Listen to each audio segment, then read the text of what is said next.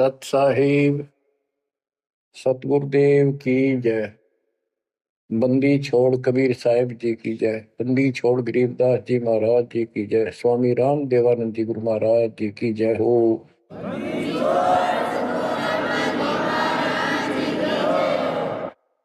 सर्व संतों की जय, सर्व भक्तों की जय, धर्मी पुरुषों की जय। श्री काशी धाम की जय, श्री सुडानी धाम की जय, श्री क्रोथा धाम की जय, श्री बरवाड़ा धाम की जय। सत साहिब परम पिता परमात्मा कबीर जी की असीम हृदय से बच्चों, आज आपको अपने घर का पता चला। ये अरहट वाले कुएं में, ये अरहट का कुआ लोई या गलबंदा है सब कोई, कीड़ी कुंज पर अवतारा, हर हट डोरी बंधे कई बारा। इस हर हट जैसे कुएं में बहुत बार चक्कर काट चुके हो। अब इस झंझट से छूटने का समय आ गया। आप किसी से पूछ लो, कोई भी मरना नहीं चाहता, पर सबको पता यहां रह भी कोई नहीं गा। यह समस्या क्यों है? ये इसलिए है कि अब मृत्यु अच्छी चीज नहीं, सबसे घटिया ये है। फिर उम्र दोस्त था, जब तक जवान रहता है रोगी रोटी के चक्कर में उलझ जा रहा है, बस की बात नहीं। यहाँ की व्यवस्था ऐसी है, छोटे छोटे बच्चे होंगे, उनके पालने के लिए मर मिटता इंसान और करना पड़े, देखे जहां भूखे बैठे।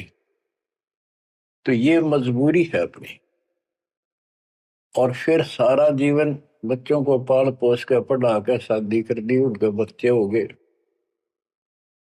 बच्चों, अपना कर्म के साथ जीव आप बैठे, बच्चे कितने अच्छे हों, कितनी अच्छी बहू आ जा पुत्रवधू, लेकिन कर्म में दुख है तो कोई न कोई इसी आंट चला देगा काल। वो चाह कभी आप उसकी मदद नहीं कर पाओगे, उसके कर्म ना करने दे। जैसे आपको बता, या फिर कोई ऐसी बीमारी हो जाएगी, बच्चे भी, बेटा भी, पुत्र वधू भी दोनों बैठ कर रोने जाएंगे और वो चिल्लाए जा। सास या ससुर कोई भी है, वो कर्महीन इंसान दुखता आवेंगे। वो दवाई भी जो आ सके हैं अच्छे हॉस्पिटल में ले जाएंगे, लेकिन उस दुख उस दर्द 29 ने कौन मिटा होगा? बच्चों, बहुत बार समझा लिया आपको, कभी आंख नहीं खुलने देता यू काल। केवल सतगुरु शरण में आने से इस काल का प्रभाव हट जाता है कुछ समय के लिए। और तब ये बातें अच्छी लगती हैं, ना कोई गाना, ना कोई बेंजू बजे, ना कोई अच्छा सुर निकाल ले जाते, केवल ये परमात्मा की अमर कथा सुनाई जाती है, उस दाता की बोली, उस कबीर परमात्मा की महिमा सुनाई जाती है। और धीरे धीरे जब पाप कम होते चले जाते हैं, यह इतनी अच्छी लगती है। वो गाने सुना करते भगवती एक अन्य के लिए लगते इनके सामने, तो पाप कर्म जितने कटते चले जाएंगे, इतने ही ये आत्मा का आहार इसे अच्छा लगने लग जाएगा। ये बहुत सी घटनाएं सारे घट रही हैं, पर एक आधा सुनाने से सभी समझ में आ जाती है। एक व्यक्ति को अधर्म मार गया, पैरालिसिस होगा, और उसके 4 एकड़ जमीन थी, उन्हें 16 एकड़ बढ़ा दी। सारी जिंदगी मेहनत करी खूब कंजूसी के साथ। भगवान को जाने कौन था, कोई सुनता ही नहीं भगवान के बारे में। था उसको 4 लड़के हो गए, चारों की शादी कर दी, चारों अलग अलग हो गए, उसको पैरालिसिस हो गया। अब उसको कोई नहीं उठा उन चारों मत, और बच्चे उसके पास से निकल जा। गांव के व्यक्तियों को पता चला, वो आए, उन बच्चों को समझाया, भाई बाप है, इसने कितना कुछ किया तुम्हारे लिए, कुछ तो शर्म करो। तो एक ने शर्म के मारे कुछ 10-5 दिन की सेवा फिर छोड़ दी। फिर उनके रिश्तेदार बुलाए, पंचायत हुई, रिश्तेदारों ने ये कर दिया भाई इसके 16 किले ने 5 हिस्सा में बांट दो। तो 3 एकड़ जमीन तो इसका हुआ है, इसको दो, 3 किले इसके छोड़ दो, और जो इसकी सेवा करेगा वो लो। तो छोटे वाले की पत्नी बोली जी हम ले लेंगे, हम संभालेंगे। वो लालच में वो बला ले ली, बला हो जाती है ये क्रमहीन इंसान। और 1 महीने बाद से फिर छोड़ दी। फिर गांव के व्यक्ति आए, बोले भाई क्यों नहीं संभालते तुम? वो बोलिए किले भी ले लो, मारो बस का कोई सबके बीच में। तो गांव के लोगों ने एक नौकर किया, 3 एकड़ जमीन में से उसका जो खर्चा वर्ता उसको ध्यान लगे। तो जब वो पंचायत हो रही थी, बताओ था एक आदमी, और हमने देखा कई जगह ऐसी घटना घटी। तो जब वो पंचायत में आ रहे थे, रिश्तेदार आ रहे थे, वो खाट में पड़ा पड़ा नाड़ नाड़ हल्ला, और पोता आ गया उसका। तो उस पोता ने इतनी दूर खड़ा था वो, 5-7 फुट, नो करा नाड़ का नहीं, अकबर आजा, आजा लाड कर भाई नो, नाड़ नाड़ लर्ज किन्नो दिखा कर मैं इस पे प्यार करना चाहता हूँ, और वो दूर बात है। तो वहां बैठे उपस्थित व्यक्ति बोले इन बेटा ने तक कर दी इतनी छोटी मालस, इन पोते ही कसर रह रही है, ये करेंगे। तो यहाँ अध्यात्म ज्ञान आता है। जो काम करण का था कर्म इन वो तो करया कोई नहीं, जिसका दुख भी टला हो, बेटा बेटी पुत्र वो दूर सब न अच्छा लगा हो। तो बच्चों यू काम करण का है, यह सबके साथ बढ़ जाएगी जाए भगवान की शरण में नहीं रहता। 3 बातों को देखकर दास को और अधिक दृढ़ता लगी और भगवान के प्रति तड़पने लग गया कि सचमुच तो पहले देखा है सब बताओ, और भी सामान्य बातें देखी ना, बीमार हो तो भी माता पिता बैठे बैठे देखे जा, और वस्तु के लिए पुकारे जा, कोई सुनने तैयार नहीं था। कबीर साहब कहते बूढ़ा होकर पड़े खाट में, सुने बचन खारे, कड़वी बात सुना करेगा, और कुत्ते था उनका भी सुख को नहीं, ये छाती फूकड़ आ रही। पुत्र वो कह के गई बूढ़ा बुढ़िया ने के ध्यान रखियो को कुत्ता बिल्ली ना बढ़ जाए अंदर। अब वो ध्यान रखे तुम्हें दिखे कुछ ना दिखे, पूरे दोस्त आंख लागी, कुत्ता बढ़कर उसकी लस्सी दूसरी गिरा गया। वो पानी लेकर आई तो उन्होंने कहा तारा इतना भी सुख कौन, तो कुत्ते ने रोक दो, छाती फूक दी तुमने मेरी। तो परमात्मा कहे फिर ये एक वचन सुनोगे तुम, ये कथा सुनने को मिलेगी अमर कथा तुम्हारे को। जो काम करने का वो कर लो, भक्ति करो, और फिर देख घर में भी सुख, शरीर में भी सुख, और सारे बच्चे भी भक्ति मार्ग पर लग जाएंगे। बच्चे सत्संग में जाएंगे, उनके मन दया पैदा होगी, भगवान का डर होगा, उनको अपने कर्तव्य का ज्ञान होगा कि माता पिता की भी सेवा करनी चाहिए, इन्होंने में पाला पोसा है, दया बनती है अंदर इस ज्ञान से। तो बच्चों इस भक्ति इस सत्संग के बिना इंसान ऐसे जड़े डोका मर जाता है। और जब तक ये ज्ञान नहीं होता वो काम हमने सबसे उत्तम और बस इतना ही ठीक वो अच्छा लग रहा था। तो यहाँ कबीर साहब कहते सतगुरु के उपदेश का सुनिया एक विचार, जय सतगुरु मिलते नहीं फिर जाते यम द्वार। वो दुख और आगे देखो, मृत्यु के बाद यम के दूत घसीट के ले जाएंगे धर्मराय के उस न्यायाधीश के दरबार में, फिर उनका फैसला होगा इसको नरक में डालो, इतने वर्ष, इतने दिन, इतनी घड़ी कैलकुलेटेड होते होंगे। यम के दूत उनको लेकर चलते तोड़ के तोड़ने क्यों, 1 लाख का हिसाब हो डेली, दे लट्ठा दे लट्ठा। वो नरक से वापस भाजे, उनका लठ मारे भाले ठोकर जबरदस्ती लात मार के ठोकर मार के नरक में गिरे। कहते नरक द्वार में दूत सफर करते क्या चाहतान, उन तक वो ना छूटता करता चारों खानी।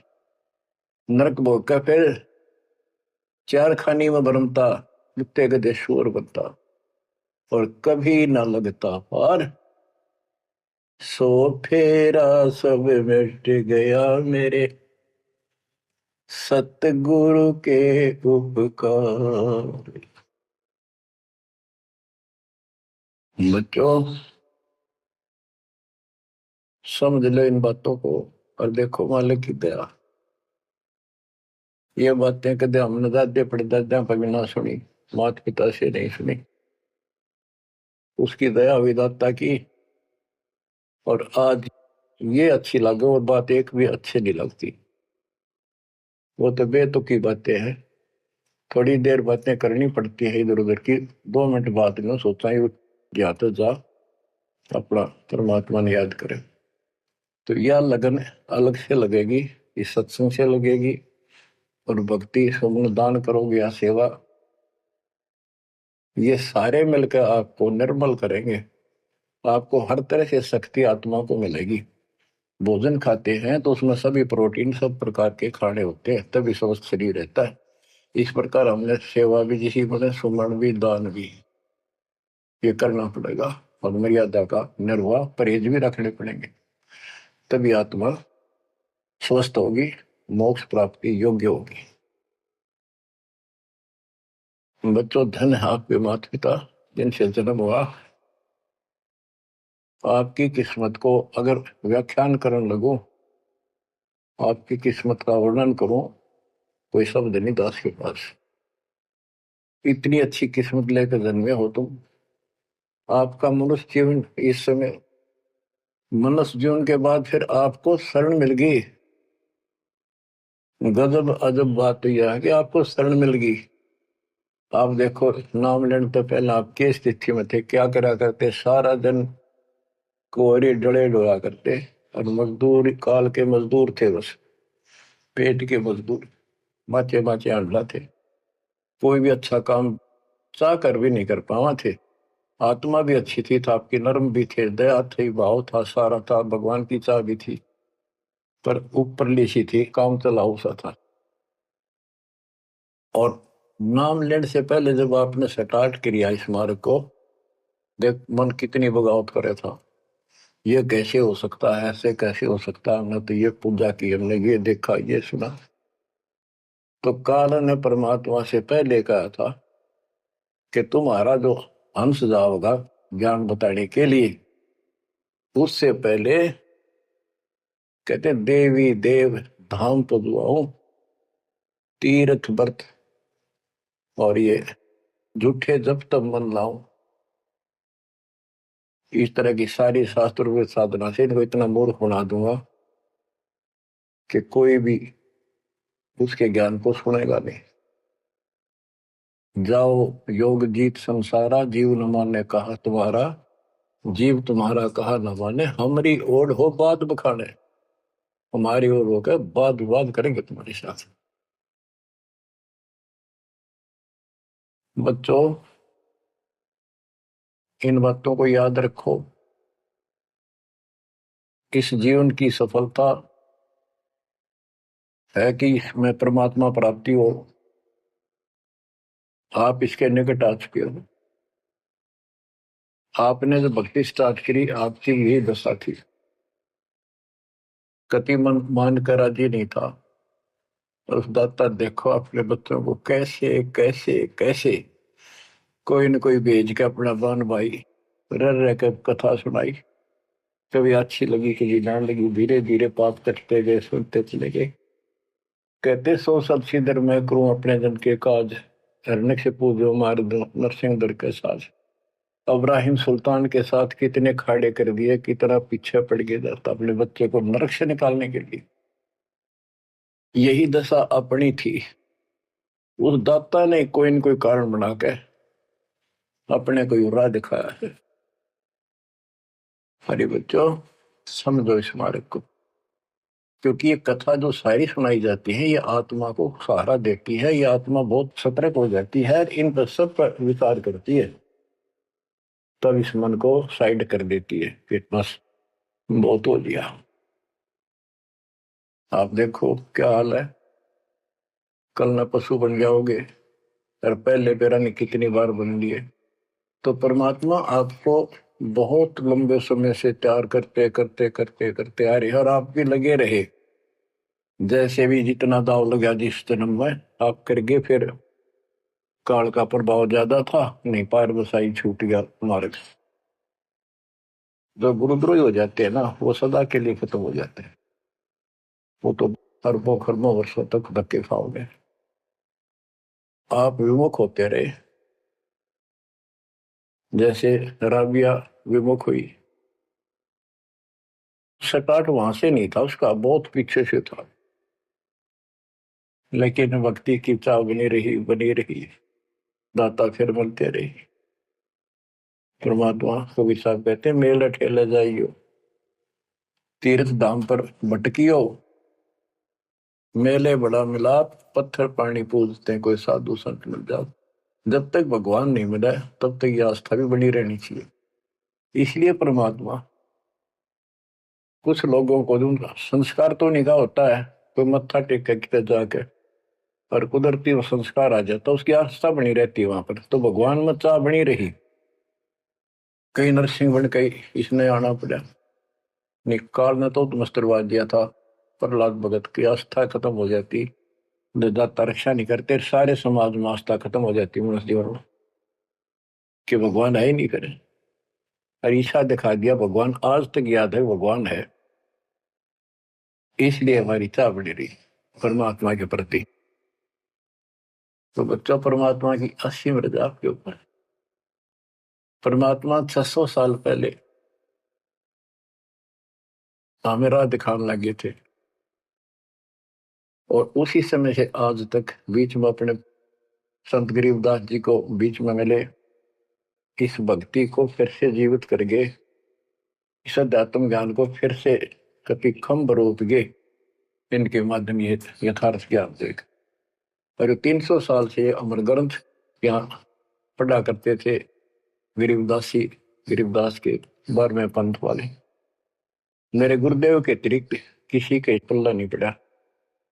उन्होंने दास को दिया ये खजाना, उसके बाद गहनता से इसका अध्ययन किया, आशीर्वाद उनका रहा।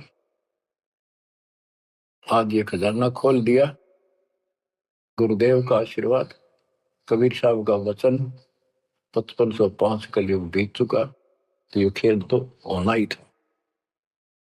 और या गंगा आएगी, मोक्ष करने वाली असली गंगा ये है सत्संग। इसमें जो स्नान करेंगे, सत्संग सुनेंगे, मोक्ष तो इन आत्माओं का होगा। अब्राहिम सुल्तान को कैसे निकाला, उसके कोरडे तक खाए मालिक ने अपने बच्चे के, बता के लागत था, क्या नाता था उससे। अब यहां विचार कर लो, उसका हमारे से क्या नाता है, कितना गहन नाता है। वो हमारा पिता है, वही हमारी माँ है। उस परमात्मा में हमारे प्रति माँ और पिता दोनों का मोह है, कितना जबरदस्त हो सकता है वो देखो। तुम अपनी गलती से फंस गए, पर वो बैठा उस पर भी नहीं जाता खाली, कि कुछ तो निकालो काल के जाल से। आप आंख खोलो, इस मार्ग को दृढ़ता से ग्रहण करो, बच्चों वाली बातें छोड़ देगा, सारा संसार एक तरफ हो जाए, आपने एक तरफ होना पड़ेगा। जैसे मीराबाई को कहा उसकी मां ने, सत्संग में जाना मेरा छोड़ दे, आए मारी लोग कर तकरार, सत्संग में जाना मेरा छोड़ दे, सत्संग में जाना मेरा ना छूटे री, सत्संग में जाना मेरा ना छूटे री, तारी चाहे जल कमरो संसार, सत्संग में जाना मेरा ना छूटे। इस दशा में, इस स्थिति में आपको आना पड़ेगा। ये संसार साथ नहीं जाएगा, ये संसारिक व्यवहार आपका कति काम नहीं आऊगा। ठीक है, बेशर्म होना भी नहीं, जितना हम समाज में सहयोग कर सकते उस तरफ में रहना पड़ेगा। प्यार दें सबको, नमस्कार करें, बड़े छोटे की कदर करें, अच्छा व्यवहार करें, हेल्प करें, लेकिन जहां अपने भक्ति में बाधा हो उसका नमस्कार करे, हाथ जोड़ लें दूर थे। बच्चों, गरीबदास जी ने बताया है, गोरख से ज्ञानी गणे और सुखदेव दती जिहान, सीता सी गो भारिया संत दूर स्थान। पुण्यात्मो, आपको अध्यात्म सिलेबस, ये अध्यात्म का पाठ्यक्रम पढ़ाया जा रहा है, दास टीचर है, और इसको बार बार रटवाऊंगा, बार बार समझाऊंगा, क्योंकि टीचर सारा साल उस सिलेबस को रह रह कर रिपीट करवाया करे, तब बच्चों के आत्मा में, उसके मन में, बुद्धि में वो सेट होता है। तो बच्चों, आपको ये सिलेबस 10 बार बार रिपीट कराएगा और ध्यान से उत्सुकता से सुनते रहना। परमात्मा के ज्ञान को, सत्संग को सुनो, जब कति एकाग्र चित्त से सुनो। गरीब गोरख से ज्ञानी घने, सुख देव जति जिहान, सीता सी बहु भारिया संत दूर स्थान। अब आपको अमर ग्रंथ की अमर वाणी का कुछ अंश सुनाऊंगा।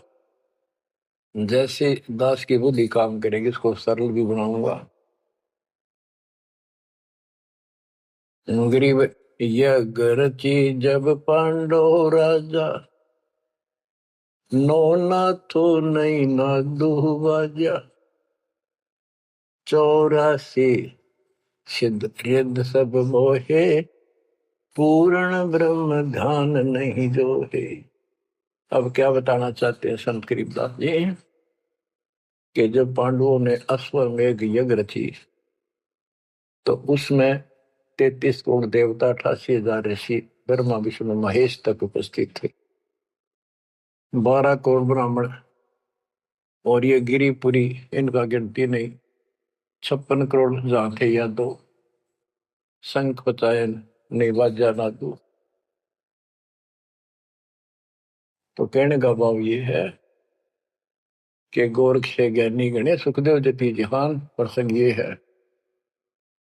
और सीता सी बहु बारिया संत दूर स्थान।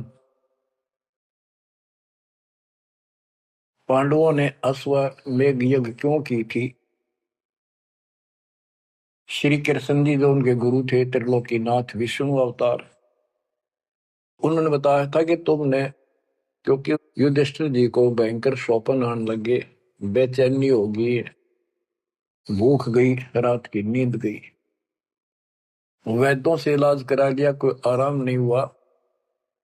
श्री कृष्ण जी के गुरु थे, उनसे समाधान जाना और कारण पूछा कि होया क्यों।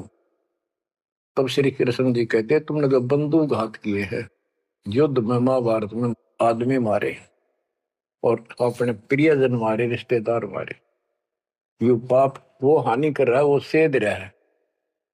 समाधान ये है कि अश्वमेध यज्ञ करो और पूरी पृथ्वी पर न्योता दे दो, कोई आओ, धर्म यज्ञ करो एक, और धर्म यज्ञ सफल होगी तो तुम्हारा यह दुख दूर होगा, अन्यथा नहीं होगा।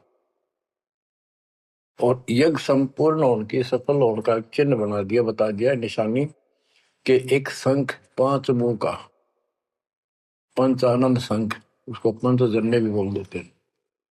पंचायन, आनंद माने मुख होते हैं, पंचानन 5 मुख का शंख एक अलग स्थान पर रखा जाएगा। वो कोई बजाएगा नहीं, आप पर बाजेगा। वो बाजेगा तब जब कोई पूर्ण संत, अच्छी करने वाला उसमें भोजन खा लेगा। तो 33 करोड़ देवता बुला लिए, 88,000 ऋषि आगे, 12 करोड़ ब्राह्मण आगे, तो किसी से भी शंख नहीं बजा। न्योता देने के लिए चारों पांडवों की चारों दिशा में ड्यूटी लाई थी युधिष्ठिर ने छोड़ दिया कि भी न्योता दे का निमंत्रण दो। भीम का निमंत्रण देने की जो दिशा थी, ड्यूटी थी जिस साइड में, उसमें सुदर्शन नाम के एक सुपच, जिसे आजकल शेड्यूल कास्ट कहते हैं, उसमें सुपच कहते थे, और वाल्मीकि जाति में थे वो। भीम वहां गया। भीम ने उनको निमंत्रण दिया कि भगत जी हमारे वहां आइयो, और मैं युधिष्ठिर राजा का भाई भीम हूं, और ऐसे ऐसे हमने एक अश्वमेध यज्ञ रची है, आप आमंत्रित हैं।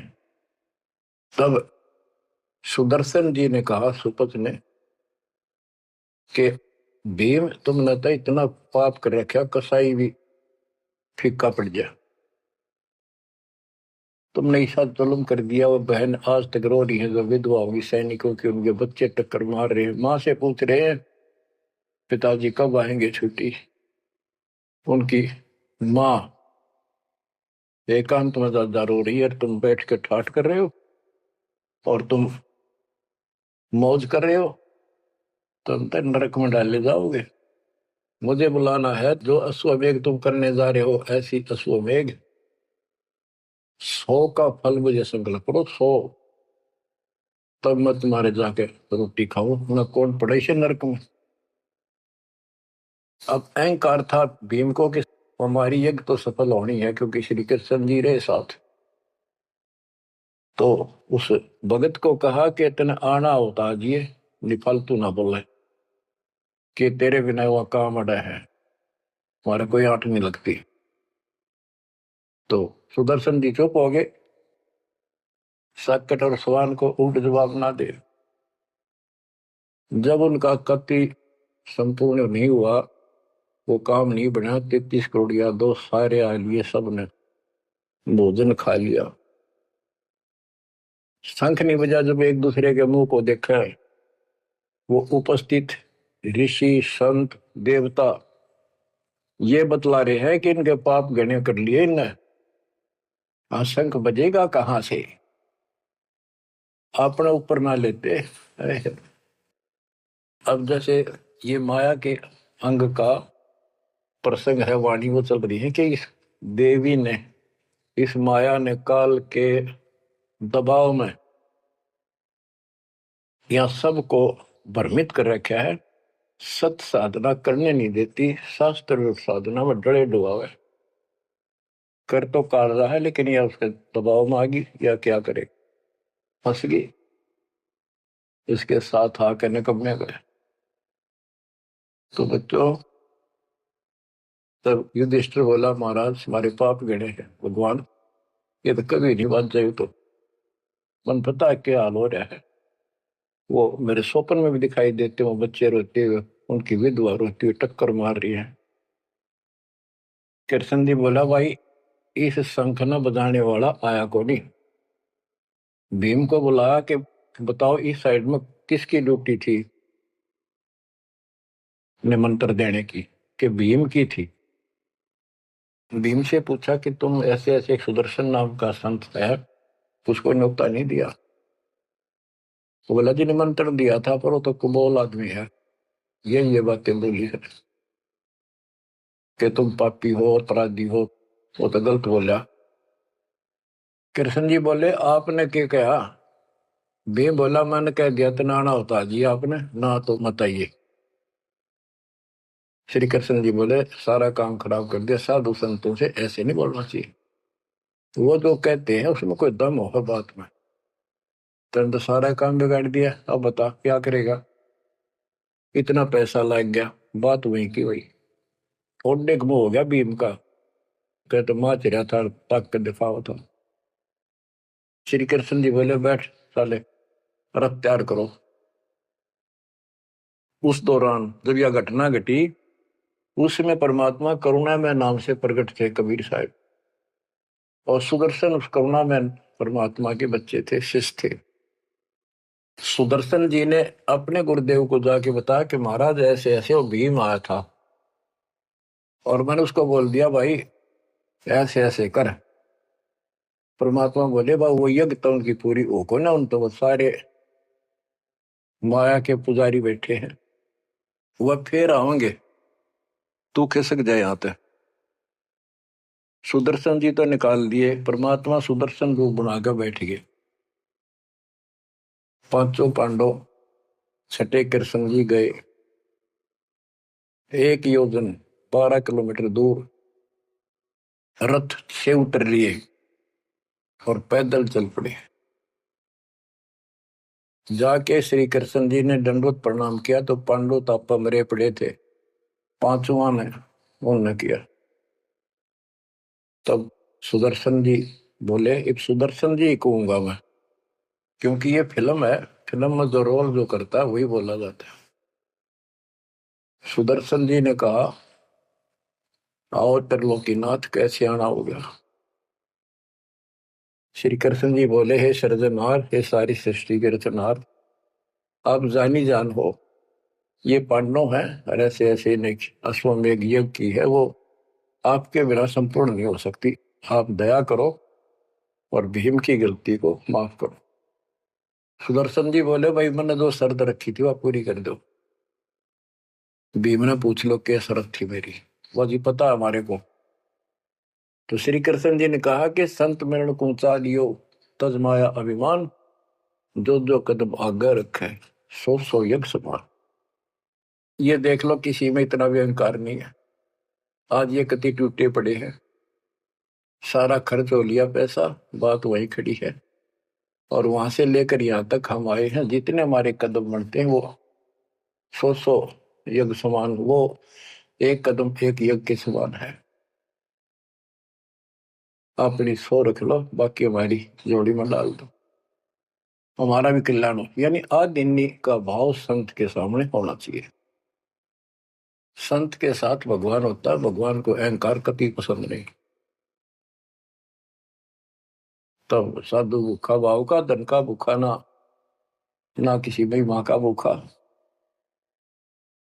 उससे पहले जब पहली बार यो भीम गया था तो निमंत्रण देने, एक तालाब में नहा का आया था और उसमें खूब गोते मर मर नहाया, पैर भी नहीं टिके थे। सुदर्शन जी बोले कि भीम, यह मेरी माला तार के दिए खुट्टी पर था। भीम चला, खुट्टी पर तो माला सुमरनी तारन लग गया। उस पर उतरी नहीं, टस से मस नहीं हुई, पसीने आ गए। जब सुदर्शन जी बोले, भीम उधर बड़ी डींग मारा था कि युद्ध नहीं जीता जाता, एक का मारू था 10 मरे थे। अरे माला ना उठी तेरे थे, छोड़ के आ गया, दूर खड़ा हो गया। और कोई दिखाना भी जरूरी था कि कुछ है इसके पल्ले, ना तो उनके मन में फिर दूसरा देता। ऐसे हाथ किया परमात्मा ने, वाला अपने आप उठ के उनके हाथ में आ गई। धर्मदास या घना अंधेरा, बिन परचा जीव जम का चेहरा। अगर थोड़ा बहुत ना दिखाऊं अपनी शक्ति तो काल का बंधेरा मेरी तरफ आवे को नहीं। उस दिन तो बड़ी बात बोल रहा था भीम, और सुन ले, तेरे जैसे पहलवान बहुत होगा जाएंगे। जिसमें तू उस दिन स्नान करके आया था ना, वह खोपड़ी थी उस कुंभकर्ण की। खोपड़ी, ये सिर का ऊपर ऊपर का कटोरा, जिसमें तेरे पाँव भी न टेके, ऐसे ऐसे होकर जानिए बकवादी। भक्ति बिना बात नहीं बने बच्चों। तो जब परमात्मा यानी सुदर्शन जी रथ में बैठकर उनके साथ वहां पहुंचे, द्रौपदी ने देखा कि कौन सा है संत, पता चला यू केला यू है होगा। तो तभी उसके मत्था ठन गया कि इससे क्या होता, ये इतने ऋषि में ऋषि बैठे तपस्वी फलाना। फिर श्री कृष्ण जी ने कहा, द्रौपदी बढ़िया भोजन तैयार कर, संत खाना खाओगा तारा काम बनेगा। तो द्रौपदी ने सोचा बढ़िया भोजन बनाऊं, कई प्रकार के पकवान बनाकर थाली में नारी नारी कटोरिया में रख कर दिए। पर सुदर्शन जी जो है वह 5 ग्रास खाते थे। वो अपने मनमुखी होते, पर रोल उसी का करना था परमात्मा। ये कुछ भी करते रहो, भक्ति ठीक करो बस। तो उन सब में से थोड़ा थोड़ा मिला के इकट्ठा कर लिया, खिचड़ी ही बना ली, कति रला दिए कि सारे पकवान वहां मिल जाए और सबका भोग लग गया। द्रौपदी मन में सोच रही थी, मैंने 1 घंटे तक आंख पड़वाई दूं मैं और इतने बड़ी आइटम बढ़ाए। अक्षंत खाओगा, रंगुली चाटेगा और सरा होगा किसने बनाई है सब्जी रोटी। और इसने कुछ करना आता ना और ना शूद्र का शूद्र, ये कहाँ के शंख बजाएगा ये। अब परमात्मा ने यानी सुदर्शन जी ने 5 ग्रास खाए, 5 बार शंख बोला। और युधिष्ठिर जी बड़े खुश हुए, कृष्ण जी से कह रहे आपने बड़ी दया करी, बड़े महापुरुष खोज के लाए, हमारा तो काम बन गया। कृष्ण जी बोले नहीं बना, ये तो शंख कंटिन्यू बजना चाहिए था अखंड, और काफी देर तक स्वर्ग तक सारी पृथ्वी पे इसकी आवाज जाएगी, धीमी धीमी मीठी मीठी प्यारी प्यारी, तब सफल होगी। युधिष्ठिर बोले हे भगवान अब कौन रह गया, किसको लाओगे। बोला भाई इस वाल्मीकि के बाल सब ना ही 3 लोग, ये के वाल्मीकि दिखे तुमने, इसके एक बाल के समान भी 3 लोग नहीं है, इतनी ताकत है इसमें, इतनी भक्ति की शक्ति है। अपने घर में कमी है वह खोजते। द्रौपदी बुलाई, द्रौपदी से कहा कि बहन साची बता, तेरे कोई दोष आया इस महापुरुष के प्रति। तो उसने सारी बता दी जी, ऐसे ऐसे मेरे मन में दोष आया। द्रौपदी शुक्र मना तेरे घर पर टूक तोड़ ली, इसने खाना खा लिया। तो अपने घर सब 2 रोटी खाकर सोते हैं, कोई भूखा नहीं सोता, भगवान सब न दी है। इस तरह का अहंकार करने से काम नहीं बनते। इसके चरण धोकर पियोगी ने, जब तेरे अंतःकरण का पाप भी दूर होगा और कुछ राहत भी तब मिलेगी। अमृता क्या नहीं करता। द्रौपदी लाई बढ़िया सी थाली परात उठाकर चांदी की, और उसमें लोटा लेकर संत के चरण धोए, गाल के कटोरे में पीण लगी। कृष्ण जी बोले बहना दा मुझे भी देना, ईशे महापुरुष का चरणामृत कद कद मिल रहा है। तो आधा द्रौपदी ने पिया, आधा श्री कृष्ण जी ने। और फिर वो देखो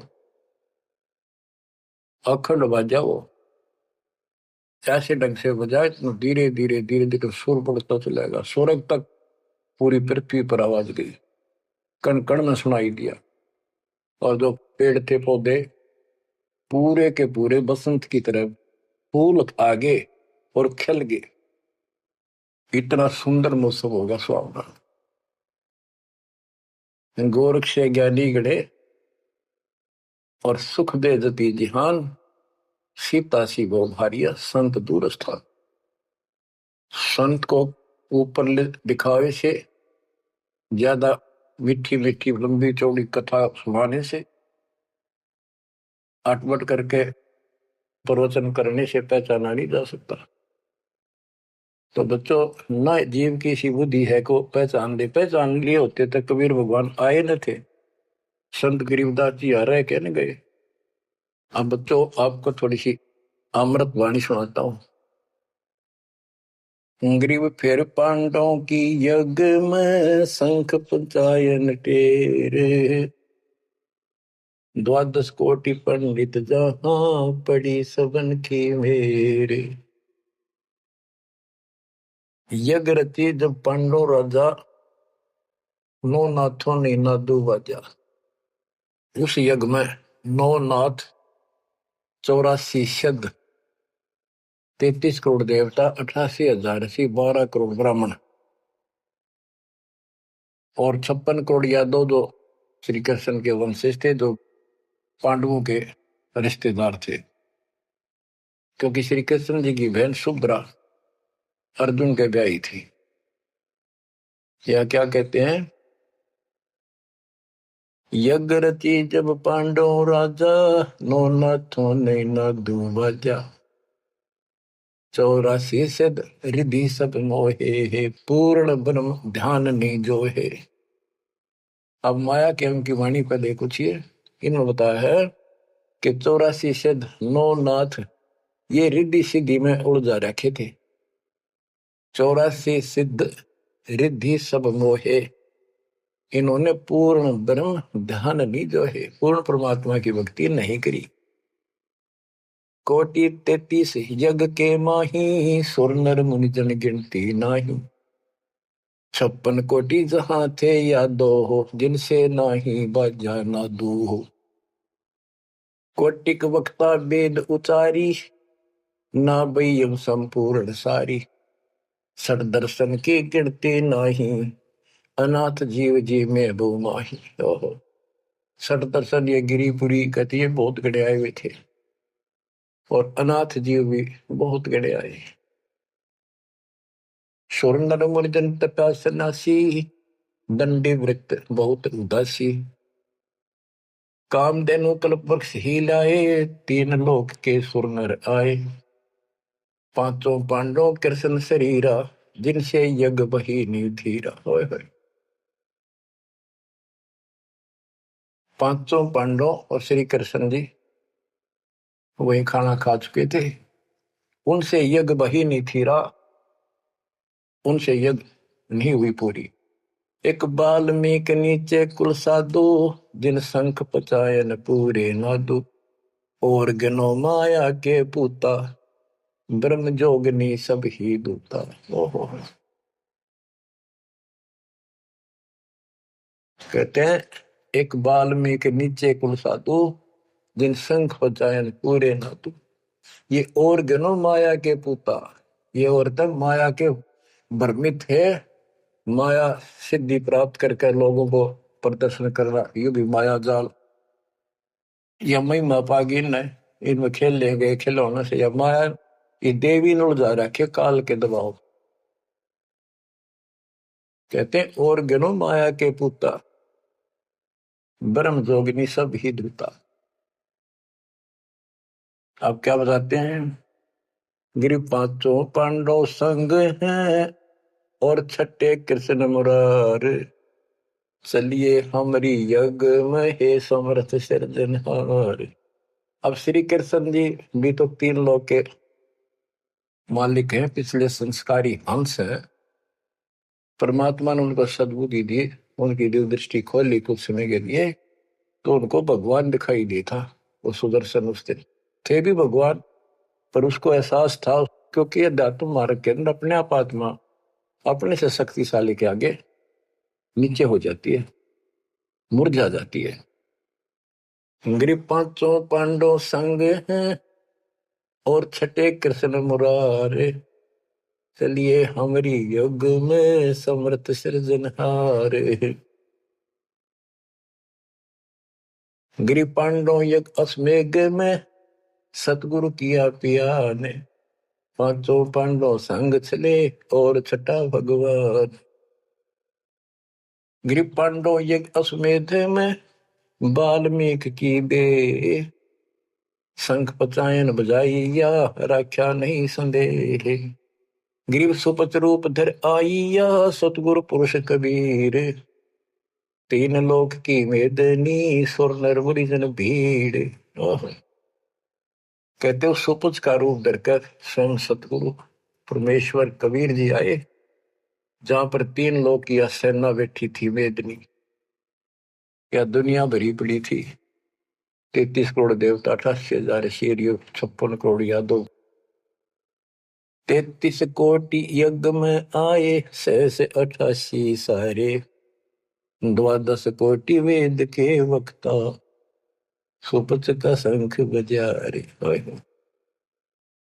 के 33 करोड़ देवता, 88,000 ऋषि, 9 नाथ, 84 सिद्ध, 12 कोटि वेद के वक्ता ब्राह्मण, ये सारे वहां पर बैठे थे। उन तो ये छोटा सा काम नहीं हुआ, 3 ताप के अंतर्गत पांडव दुखी हो रहे थे। तुम कौन राम का जपते जापम, तात कटे ना तीनों ताप। तो बच्चों, परमात्मा की आपके ऊपर असीम रजा है, आपको पूर्ण परमात्मा की भक्ति मिली, पूरा सतगुरु मिला, आपको मोक्ष दे दाता सच्चाई।